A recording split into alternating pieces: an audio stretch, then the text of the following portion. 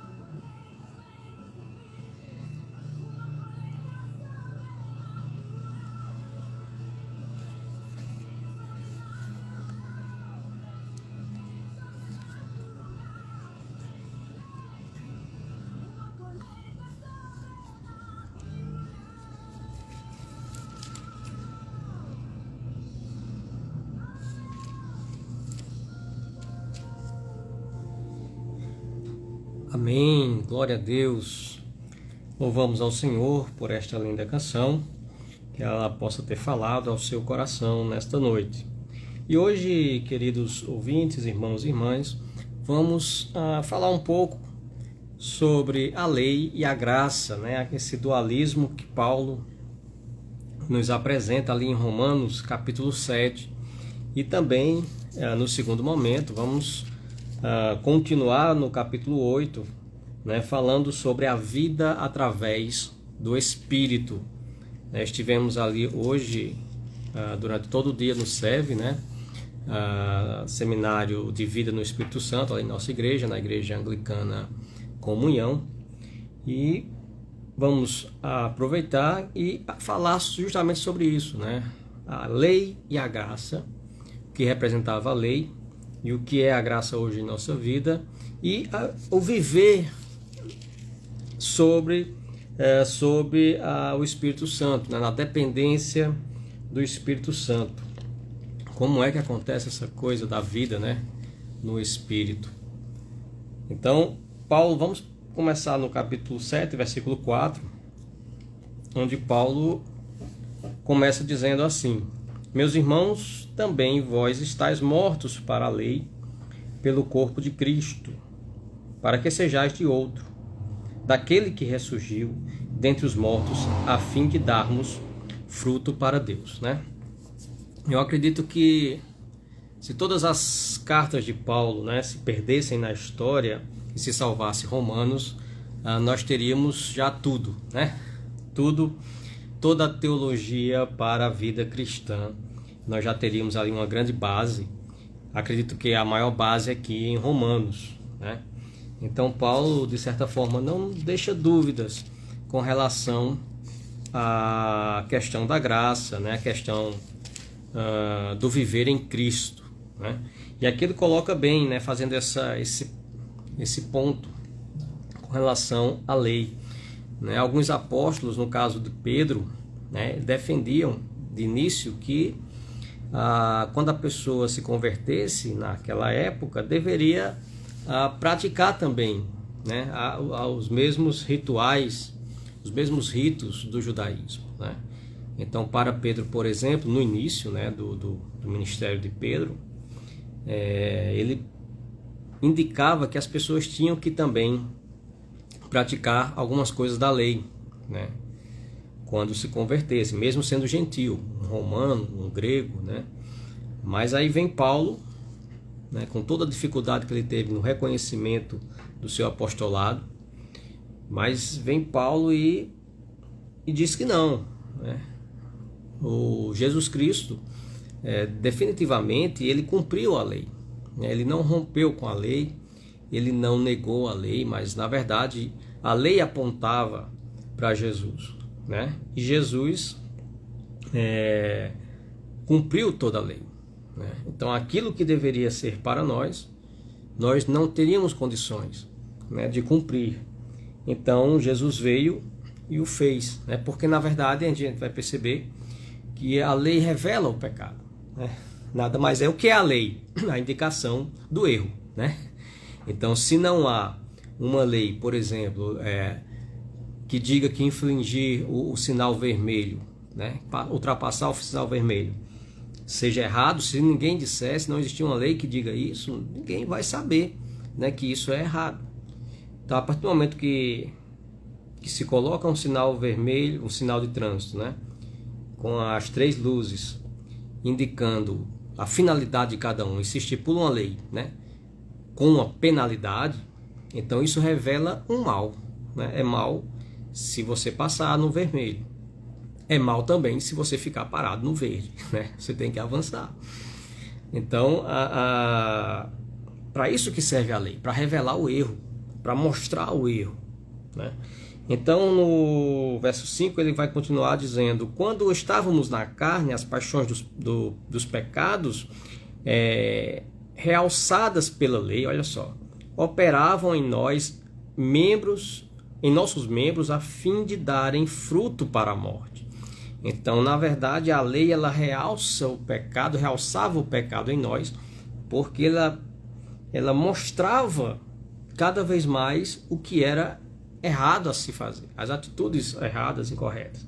Então, à medida que a lei, né, ia impondo às pessoas esse jugo do erro, né, do pecado, que deve ser entendido como fazer coisas erradas aqui, né, é diferente do pecado original, que é a condição de pecado que a humanidade tem desde Adão, né? Então a lei veio para controlar o povo de Deus nesse sentido, né? Então Paulo está dizendo justamente isso. Nossos pecados eram realçados pela lei, eram revelados ainda mais, eram evidenciados pela lei, né?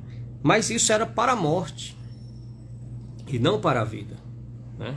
Agora, porém, no verso 6 ele vai dizer: estamos livres da lei, pois morremos para aquilo que antes nos prendia, a fim de servirmos em novidade de espírito, não na velhice da letra, né?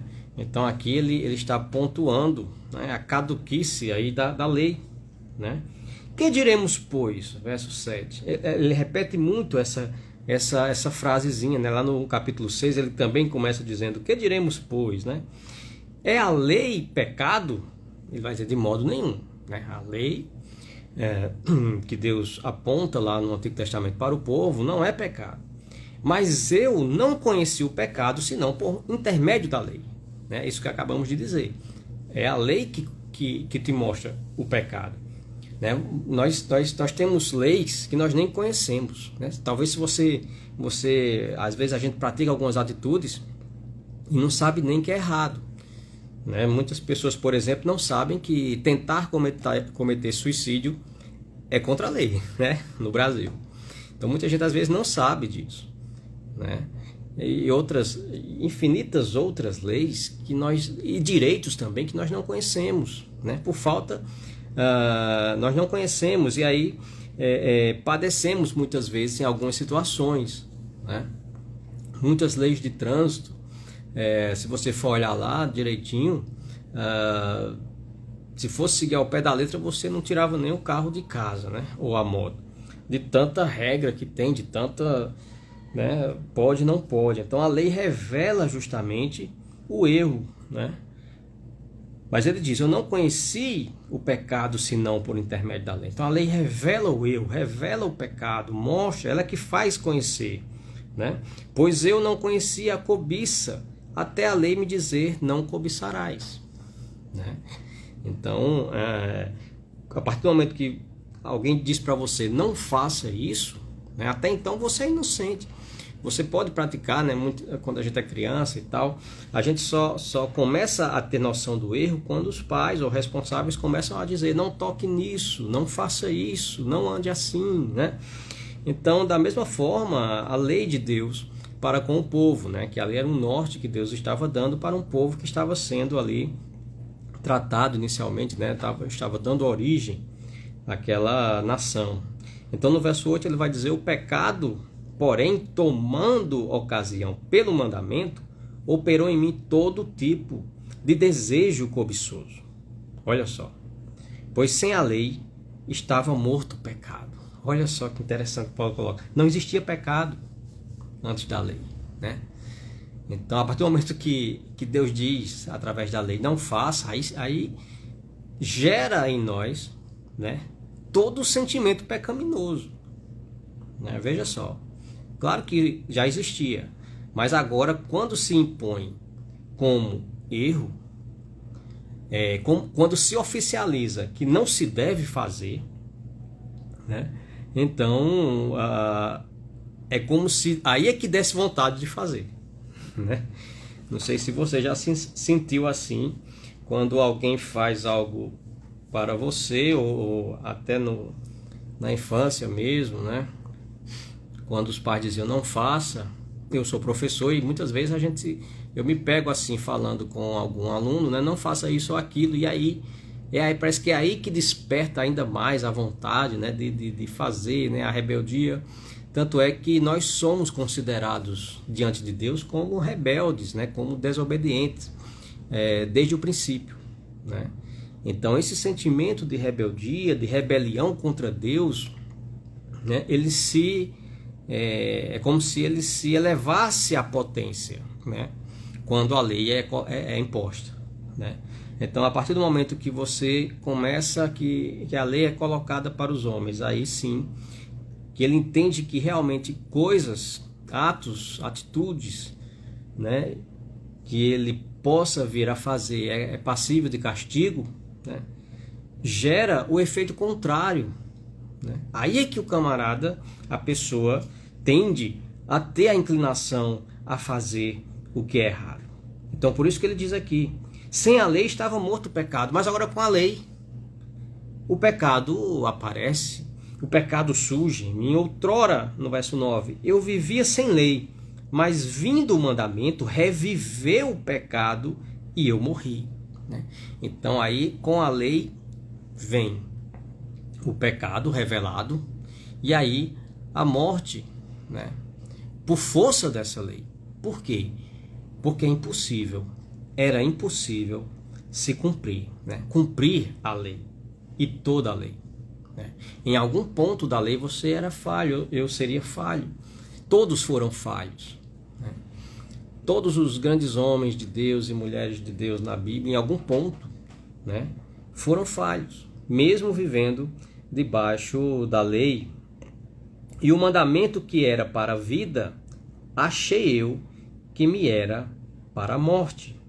Pois o pecado, tomando ocasião pelo mandamento, né, o pecado escorado no mandamento, né, me enganou e por meio do mandamento me matou, né? Então a incapacidade de se cumprir a lei, né, uma vez revelado o pecado pela lei, então me tornaria alguém morto, né, em meus delitos e pecados. E o mandamento que era para a vida, já li, verso 11, pois o pecado, tomando ocasião pelo mandamento, me enganou. Verso 12, portanto a lei é santa, e o mandamento santo, justo e bom. Logo, tornou-se o bom em morte para mim. Veja que ele salva a lei, né? Em nenhum momento ele está dizendo que a lei não é de Deus e tal.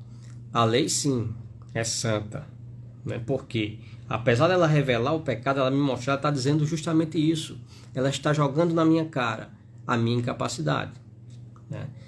É como se a lei, como se não, dessa forma, a lei, ela está dizendo para o ser humano, você não tem a mínima condição de se achegar a Deus, né, por suas próprias forças, pelo seu fazer. E hoje parece que é o que nós mais vemos no meio cristão, né, da cristandade. Essa coisa do fazer, do querer fazer, do tentar fazer para ver se alcança, né, algo. É como se fosse um retorno à lei. E é claro, é perceptível na religiosidade das pessoas, em especial da cristandade, né, que é a qual eu faço parte, muito evidente que surgiram novas leis, né, novos hábitos, novos mandamentos, né, entre aspas, assim, novos fazeres. Tem que fazer isso, tem que fazer aquilo para tentar chegar a Deus, né? Novas leis os homens criaram. Parece que o ser humano não sabe viver sem se impor algo, sem se impor penitências, né, para ver se chega a Deus. Parece que só a morte de Jesus não basta.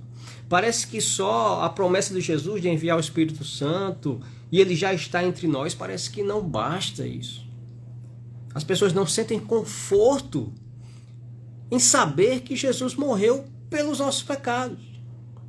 Estamos livres porque Cristo, a cruz de Cristo garante isso, a morte e a ressurreição do Senhor. Mas parece que as pessoas, isso não basta para a cristandade. É preciso criar novos ídolos. É preciso criar novas leis, novas regras, novos fazeres, né? O próprio Paulo diz aqui em Romanos, né, nenhuma condenação há para os que estão em Cristo Jesus. mas nós gostamos de nos apegar à lei.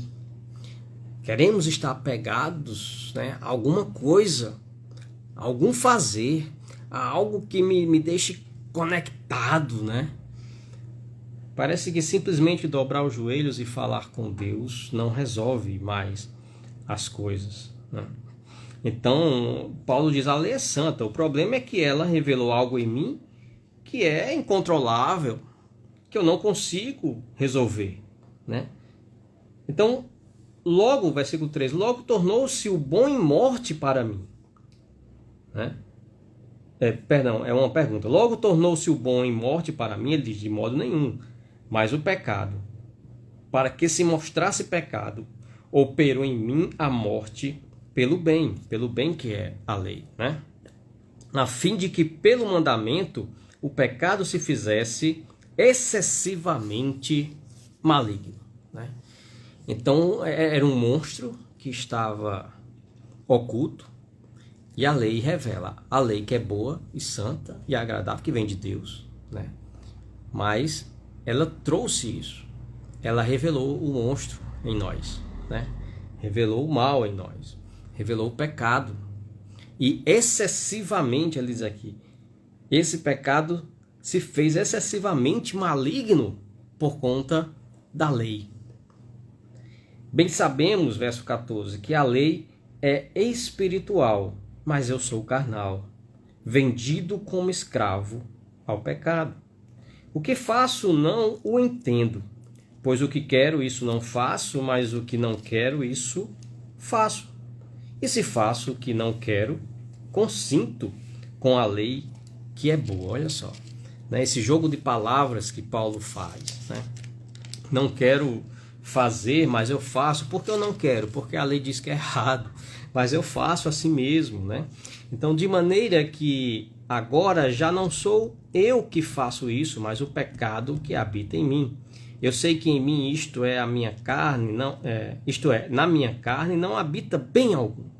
Com efeito, o querer está em mim, mas não consigo realizar o bem, né? Aquilo que Kant falava. Kant é filósofo muito venerado nos meios acadêmicos. Ele dizia, ele faz justamente esse contraponto da vontade com a razão, né?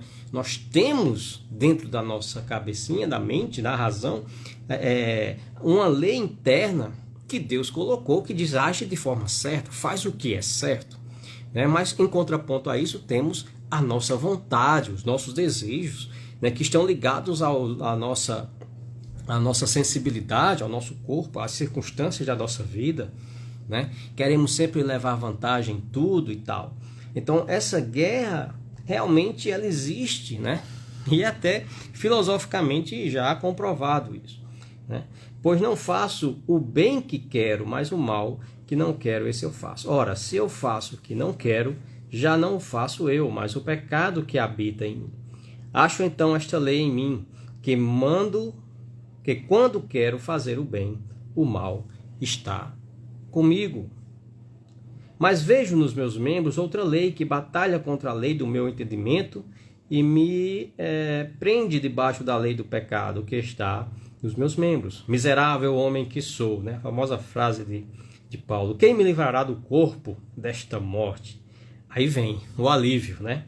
Dou graças a Deus por Jesus Cristo, o nosso Senhor, de sorte que com o entendimento sirvo a lei de Deus, mas com a carne a lei do pecado. Vamos ficando por aqui nesse capítulo 7, nesse dualismo entre lei e graça. E no próximo momento vamos falar sobre a vida através do Espírito Santo para aliviar toda essa palavra, esse dualismo. Amém? Deus, pois, continue nos abençoando. Fique conosco.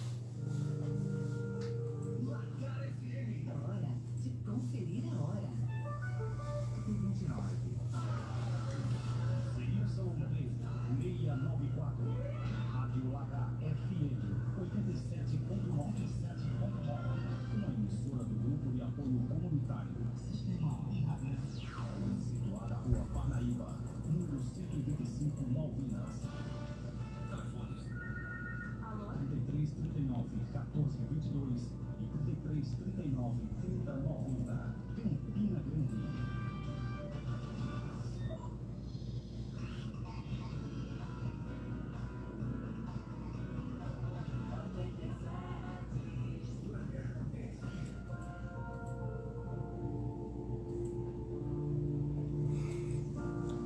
Amém, glória a Deus. Já retornamos, né, com um breve estudo, né, uma breve meditação sobre capítulo 7 e 8 de Romanos, né? Então vimos um pouco ali no capítulo 7, né, o dualismo que Paulo faz entre lei e graça, mas apontando muito, né, essa ênfase que a lei traz, né, com relação a essa revelação com relação ao pecado, né?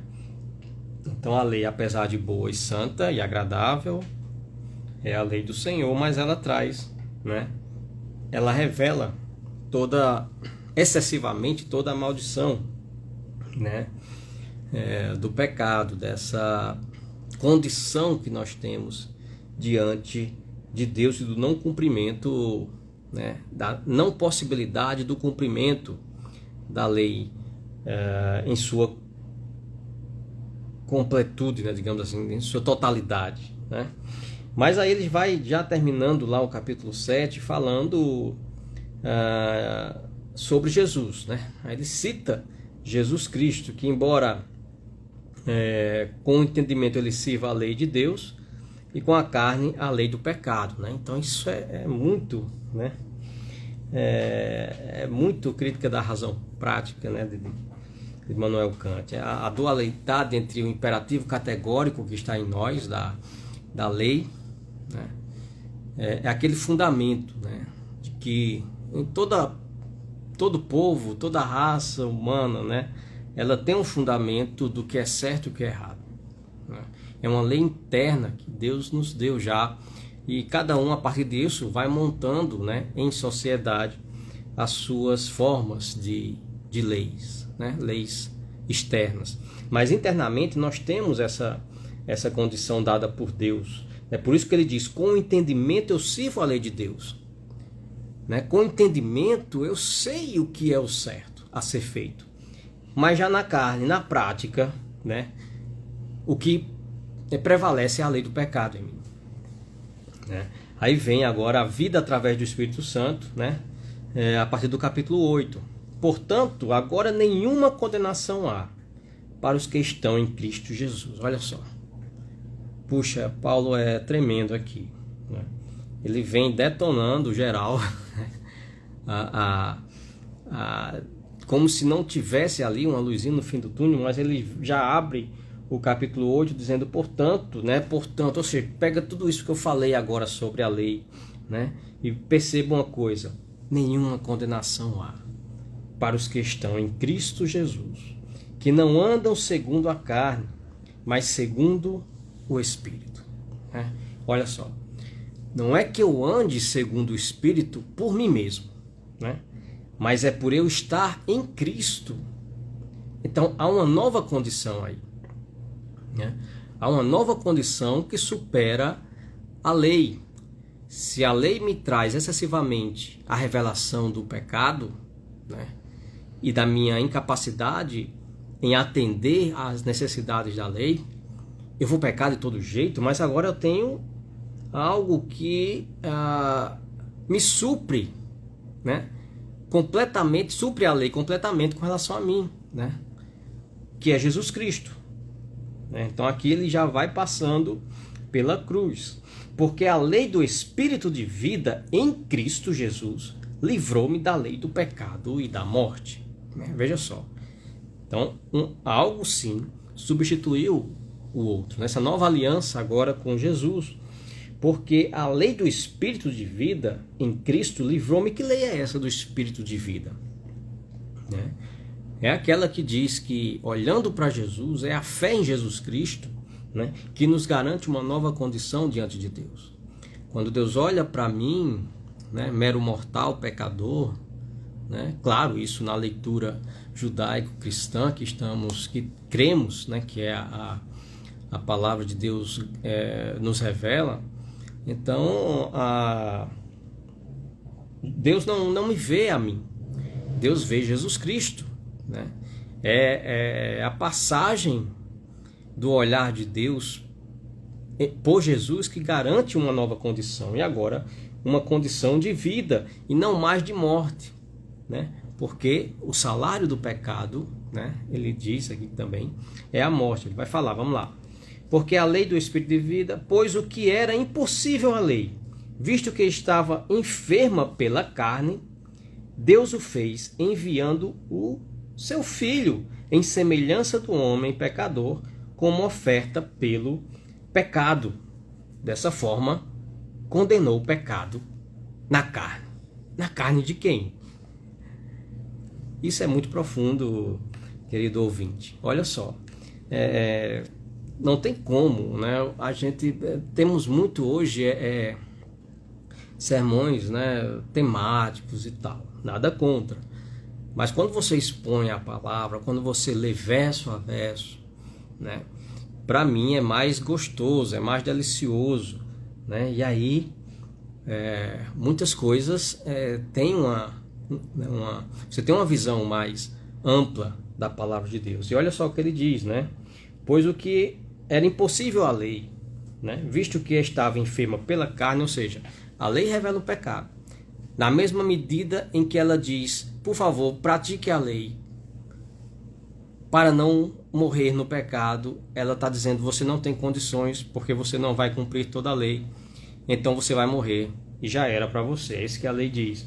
Mas dessa forma ele diz, olha, isso era impossível à lei, porque ela estava enferma na minha carne, então eu não tinha condições, né, de cumprir de forma saudável a lei, por conta da carne, né, a vontade, né, o desejo, né, o desejo corrompido, né, após a queda do homem, né. Então isso é preciso encarar de uma forma bem, né, sem fantasia, né. Veja só que ele está falando aqui muito na boa, né, de boa, muito assim, pé no chão, entende? Não há fantasia aqui de super crentes, pessoas super poderosas que declaram e decretam contra o pecado, contra isso, contra aquilo outro e tal. Ninguém. 365 dias no ano perfeito. Ninguém passa 365 dias no ano sem mentir, sem pensar uma coisinha errada, sem fofocar, sem falar do outro e tal. É isso, é sobre isso que Paulo está falando aqui. Não temos condições. A perfeição está longe de nós. É impossível. Mas o que era impossível, a lei, porque eu a deixava enferma, né? Deus o fez enviando Jesus Cristo em semelhança de homem, como oferta pelo pecado. Dessa forma, condenou o pecado na carne.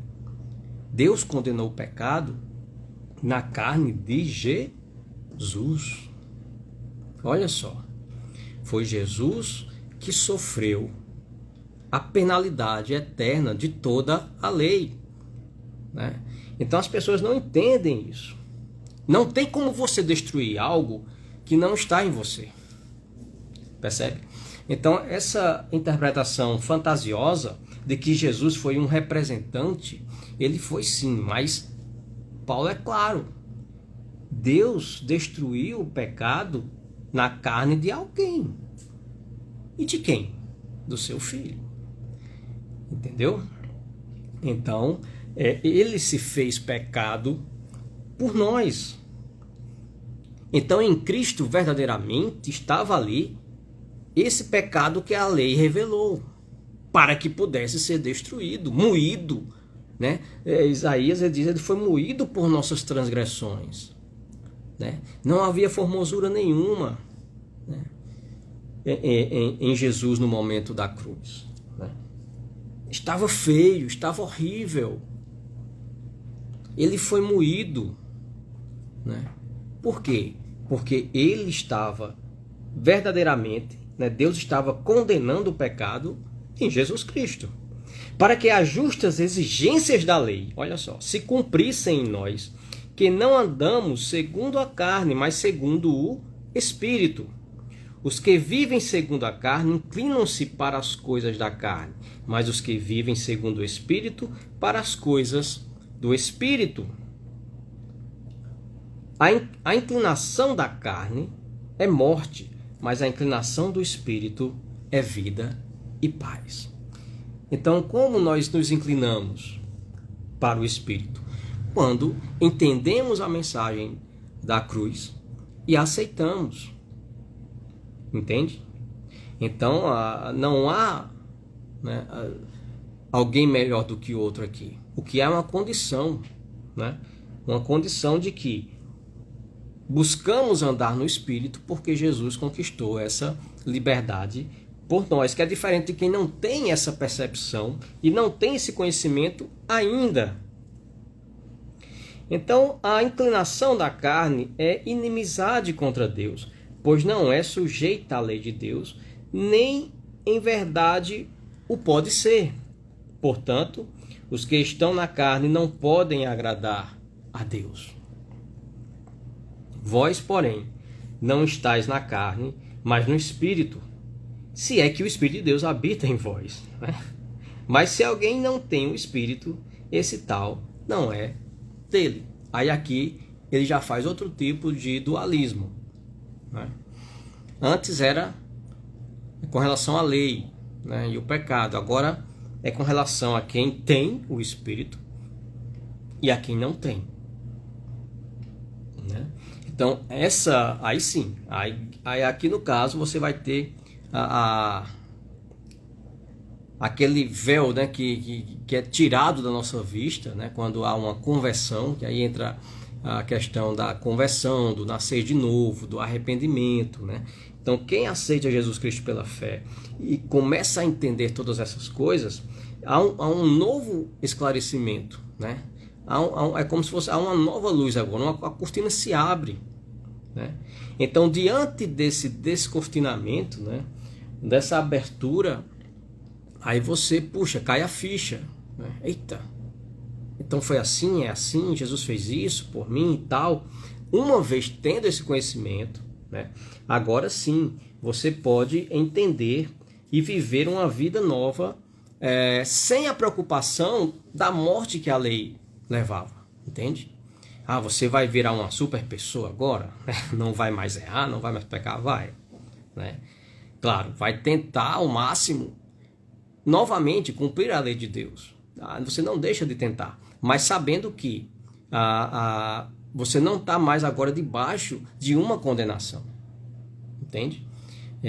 Você não está mais agora na berlinda, que é diferente de quem tem prazer no erro, quer continuar no erro. Né?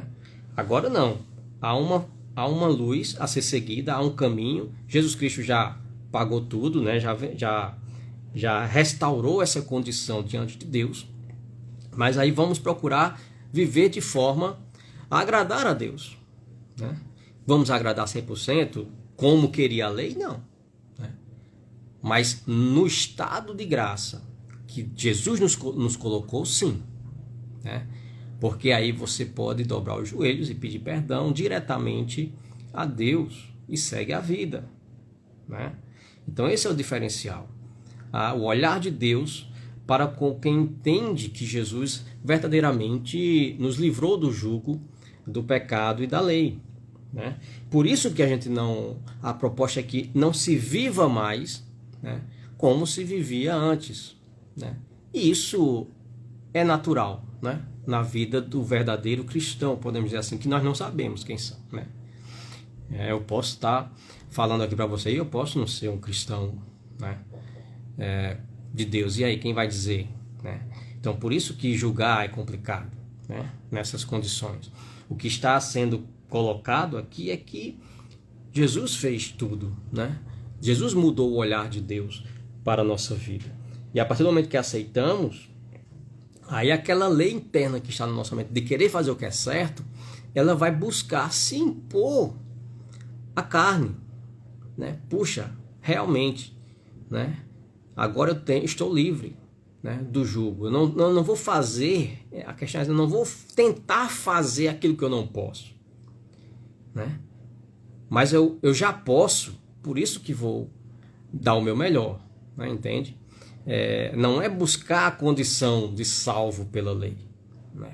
Isso nunca vai ser possível. Mas na condição de salvo em Jesus Cristo, buscar fazer a vontade de Deus e, consequentemente, uma vez a lei tendo sido cumprida em Jesus Cristo, né, vamos tentar viver de forma a agradar a Deus, né, agradar a Jesus Cristo, que consequentemente vai cair em fazer a lei de Deus, né, cumprir a lei de certa forma, mas não naquela penitência de tentar cumprir tudo para ser salvo, né? Não sei se você consegue compreender essa diferença que Paulo faz aqui. Por isso que os que estão na carne, né, não podem agradar a Deus. Vós, porém, não estáis, verso 10. Se Cristo, porém, está em vós, então há uma condicional aqui, né? É preciso que Cristo esteja verdadeiramente habitando em nós. Se Cristo, porém, está em vós, o corpo, na verdade, está morto por causa do pecado, mas o Espírito vive por causa da justiça. Aí é interessante isso aqui também, né? Olha só. Não adianta fazer nada, né? Por mais que se faça, claro, não vai conseguir, porque o corpo já era, né? O corpo já foi entregue ao pecado e vamos morrer de todo jeito, né? Para cumprir a palavra de Deus. Mas assim, o Espírito é vivificado, né? Então ele separa justamente, porque na lei estava muito atrelado o fazer, né, a carne ao Espírito. Mas agora Jesus separa as coisas, né? Então, nós não vivemos mais no corpo, porque o corpo já está morto para o mundo, né? Para Jesus. Mas o Espírito é o que interessa agora. Se o Espírito daquele que dentre os mortos ressuscitou, Jesus habita em vós, aquele que dentre os mortos ressuscitou, Cristo Jesus, vivificará também os vossos corpos mortais pelo seu Espírito que em vós habita. Olha só, não somos nós, mas o Espírito de Deus que habita em nós vivificará, né? Ou seja, trará uma nova condição para esse corpo que já está morto. Entende? Entenda que morto para o pecado e seus efeitos, certo? Não estou falando, quando eu falo em morte aqui, não é uma morte física, isso vamos ter que passar, né? Mas aqui na condição de padecer pelo pecado, certo? Então, se o Espírito daquele que é dentre os mortos, verso 12, de maneira que, irmãos, somos devedores, não a carne, para viver segundo a carne, né? Então, não mais precisamos do fazer, do tentar buscar fazer ou aparentar ser, né? Aparentar ser, né? O que na verdade nunca o seremos, né? Mas ele diz aqui, de maneira, irmãos, nós somos devedores, não a carne, mas pois, se viverdes segundo a carne, morrereis, mas se pelo Espírito mortificareis as obras do corpo e vivereis. Porque todos os que são guiados pelo Espírito de Deus são filhos de Deus. Pois não recebestes o espírito de escravidão para outra vez estardes em temor. Olha só. Mas recebestes o espírito de adoção, pelo qual clamamos Abba Pai. Então, o que é isso? O espírito de escravidão, né? Nós temos a consciência hoje de que não podemos mais, né, viver na desgraça, na bagaceira, né? Se usarmos o bom paraibês, né? Então, para que viver na bagaceira agora, se nós não somos mais escravos do pecado? Uma vez que a lei foi revelada pelo pecado, Jesus, né, detonou o pecado em sua carne, então pronto, estamos livres. Mas livres para fazer o que quisermos? Não, livres dessa escravidão do pecado. É isso que Paulo quer, que a gente tenha uma consciência elevada com relação a essa condição, né? Então, Jesus conquista essa condição, ela é nossa, né? Por isso que não devemos mais viver de modo, né, a degredir o corpo, degradar, né, denegrir mesmo, destruir o corpo, né? Então é isso que está sendo colocado aqui, porque a escravidão é que nos dava essa condição, a cegueira espiritual, mas agora nós conseguimos ver, as coisas ficaram claras, né? Mas recebesse o Espírito da adoção, né? Pelo qual clamamos, Abba, Pai. O mesmo Espírito testifica com o nosso Espírito que somos filhos de Deus, né? É o preenchimento daquele vazio existencial que todo ser humano tem, né? Então, por que a gente trabalha e estuda, né? E procura fazer alguma coisa na vida, mesmo que seja perambular pelas ruas, né? Se a gente ficar em casa parado, vamos morrer de tédio, né? Já dizia Pascal. Então, criamos coisas porque também o temor da morte, né? Essa assombração, né? Que nos cerca dia a dia quando acordamos, né? Isso está em nós, esse medo, esse pavor. Por isso que queremos nos desviar desse pensamento. Se a gente parar, a gente vai pensar na morte. Se pararmos de ter atividade na vida, a primeira coisa que vem, né? Não é à toa que a depressão muitas vezes leva as pessoas a querer a morte, né? Porque é justamente essa falta, essa inércia da atividade do dia a dia vai causar isso, né? As pessoas também, quando estão querendo se aposentar, né? Em vez de ficar alegres e felizes, não, vem aquele pavor. E agora o que será da minha vida? O que é que eu vou fazer? Mas para desviar a mente da morte, né? Daquela horinha que está chegando, né? Por isso que Paulo nos conforta aqui. Fomos adotados por Deus e o Espírito testifica que somos de Deus. Então essa paz de espírito que Paulo quer que a gente tenha, aquietai-vos. Jesus já conquistou tudo na cruz. Fica tranquilo, vive tua vida, né? E aos poucos ele vai abrindo nossa mente para isso. Então, ele vai terminando aqui no versículo 17. Se nós somos filhos, logo somos também co-herdeiros, somos herdeiros, né? Herdeiros de Deus e co-herdeiros de Cristo.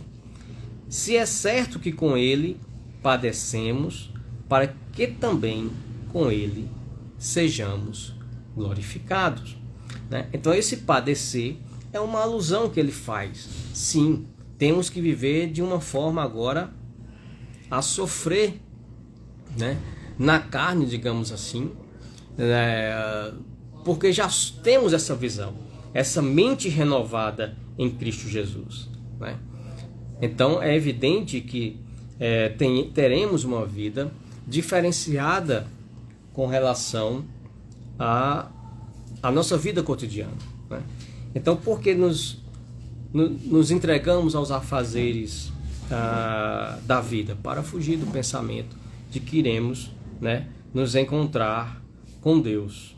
Então, ele diz, mas tenha esse conforto, né? Estou certo de que as aflições deste tempo presente não se podem comparar com a glória que em nós há de ser revelada, né? A ardente expectativa da criação aguarda a revelação dos filhos de Deus.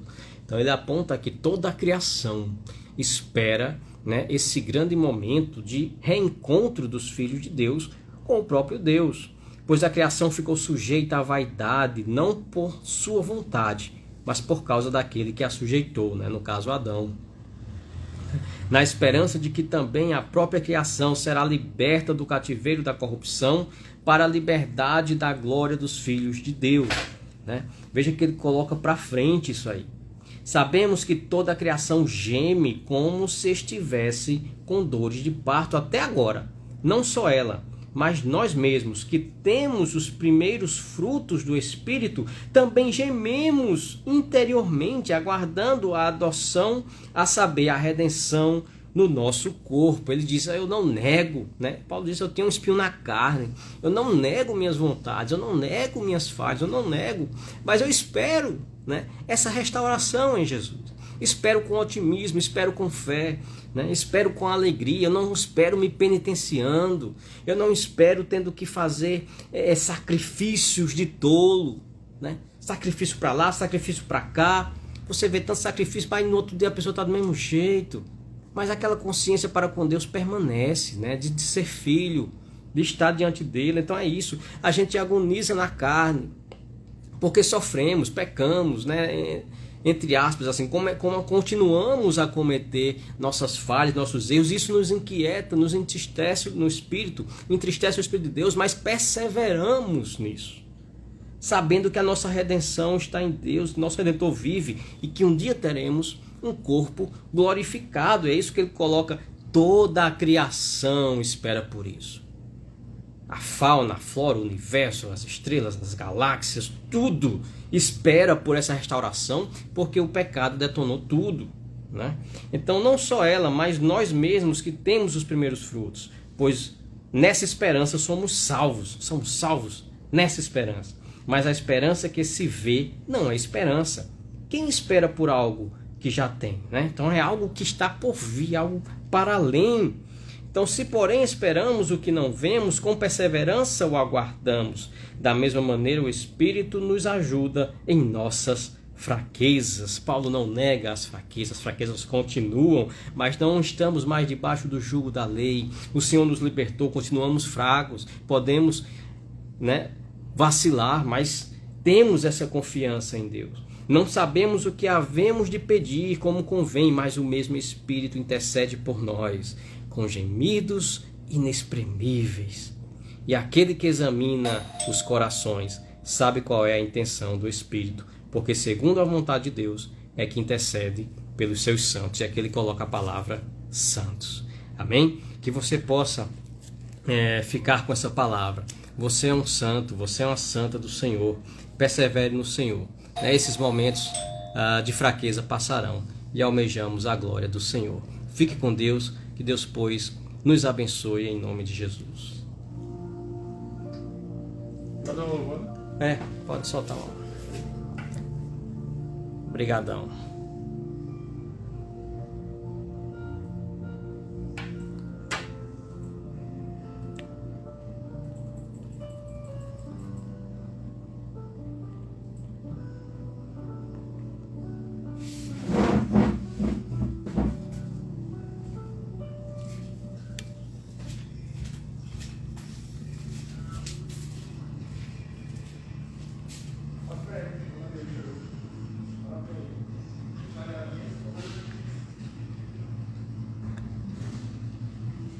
Bota do meu jeito.